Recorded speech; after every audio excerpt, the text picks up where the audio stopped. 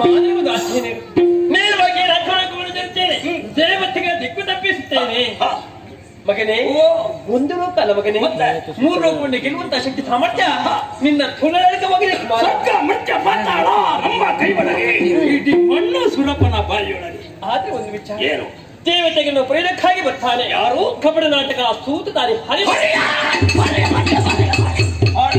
ಹರಿನಾರಾಯಣ ಒಂದೇ ವರ್ಷ ಮಗನೇ. ಮಹಿಷ ಬಿದಿರಿಗೆ ಹರಿ ಬಂದವರೆ ಬರಲೇಬೇಕಲ್ಲ. ಮಹಿಷ ನಿರ್ವಾಹಕರು ಹರಿನಾರಾಯಣ ಬಂದವರೆ ಬರಬಹುದಾದ ಹರಿಗೆ ಉತ್ತರ ಮಹಿಷ ತಿಳಕ. ಮಗನೇ, ನೀನು ಮಾಡಬೇಕಾದ ಕರ್ತವ್ಯ ಏನು ಮಾಡಲಿ? ನೇರವಾಗಿ ಕಾಡನ್ನು ಸೇರಿಕೋ. ಸ್ವಲ್ಪ ದಿನ ಮಗನೇ, ಕಾಡಿಗೆ ಹೋಗ್ಬೇಕು. ಯಾಕೆ ಗೊತ್ತೇ? ಅದನ್ನ ಭಜನೆಯ ಮೂಲಕ ಮೆಚ್ಚಿಸಿ ಬೇಕಾದ ಬರಹೊಂಡ ಪಡ ಜೊತೆಯಲ್ಲಿ ಅಜಯ ಬಂಡೆ ಸಂಪಾದನೆ ಮಾಡುತ್ತಾ ಬರಹೊಂಡ ಪಡೆದುಕೊಂಡು ಬಂದಂತಾದ್ರೆ ನಿನ್ನನ್ನು ಬಗ್ಗಪಡಿಸುವುದಕ್ಕೆ ಎಲ್ಲರೂ ಸಾಧ್ಯವಿದೆ ಕುಮಾರ.